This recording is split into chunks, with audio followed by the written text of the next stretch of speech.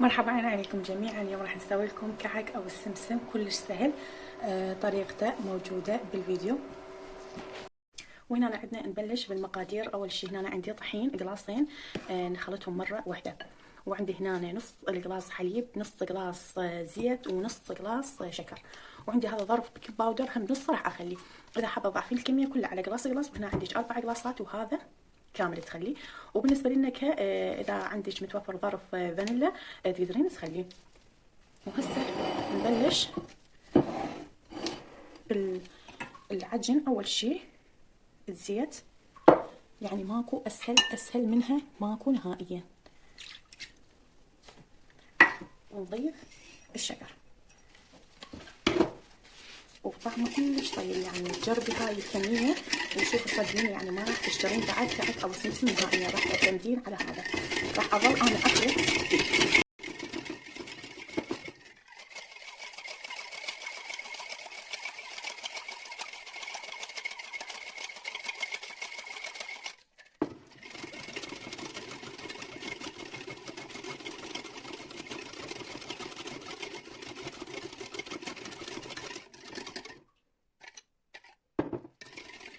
أنا أخلط فيه مدة نص دقيقة ضبط على مود الحبيبات مال الشكر تنعم عندي. إذا عندك انت متوفر شكر باودر هاي راح يسرع لك أحسن ما تسوين نص دقيقة، بس أنا خليت شكر عادي حبيبات. شوفي الملح، يعني هيك ذراية الملح. عندي هنا نكهة مركزة هيل، انت أي نكهة حابة تخليها، فانيلا، توفي، هيل، أي نكهة متوفرة عندك. وعندي هذا البيكنج باودر راح اضيفه نصه مو كله. اخلط خلطه بسيطه واخلي الطحين عليه. ما محتاج لا جهد، ما محتاج عجانه نهائيا. ما محتاجه تخمير، نفس الساعه تعجني والشكل اقراص طولاني اللي يعجبك الشكل تريدي.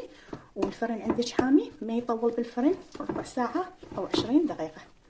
وبالخاشوقه بس مجرد المه، ما نعجن، بس مجرد اللمه بالخاشوقه عندنا. هنا نشوف الطحين اختفى عندنا، بس بايدينا نلم العجينه كلها بايدينا. اني النكهه بها صبغ مال كيك وصار بيدي. وهذا شكلها صار بها شويه صبغ، وهذا شكلها. هسه راح اجيب الصينيه واغسل ايدي ونشكلها. وهسه نشكلهن. انا عندي هاي الصينيه لا دهنتها ولا خليت لها ورق زبده.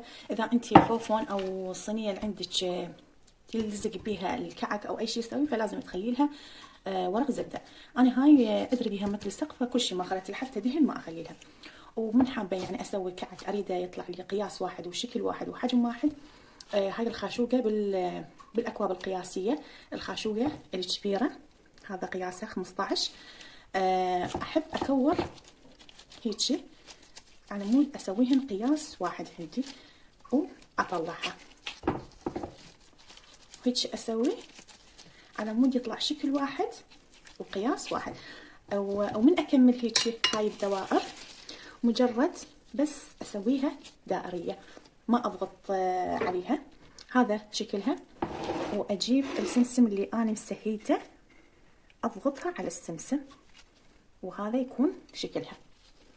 عندنا راح نسوي واحد ثانيه مجرد بس هيجي اشيلها واضغطها بالسمسم وهذا شكلها. واباعدهن يعني واحده عن الثانيه، اخلي مسافه اصبع لان راح تنفخ وراح تمتد الكعك، فما اريد واحده ويا الثانيه يلتصق. وانا راح اكملهن وارجع لكم.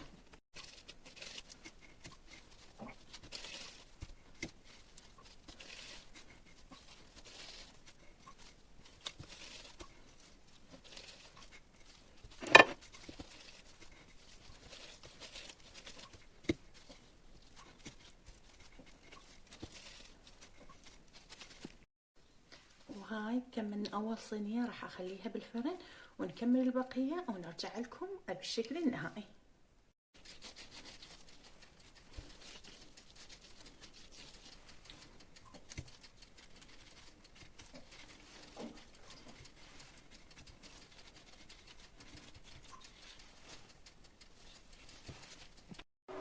وهنا أنا حبايب قلبي كملنا الكعك أو السمسم. طول تقريبا بالفرن 20 دقيقة أو 15 دقيقة من تحت، يعني من جوا. لما أخذ لون خليته 5 دقايق لفوق، وهذا شكله بالنهاية يخبل. وهذا أني خليت ويا السمسم شكر، إذا مبين خليت شكر ويا السمسم وطبعته بالشكر. وانا احب هذا هيك طعمه يصير سمسم ويا شكر. وهذا شكله، وشكله يخبل. شوفوا من داخله هش من داخله، ومن فوق مقرمش. شوفوا شلون كعك المحلات بالضبط.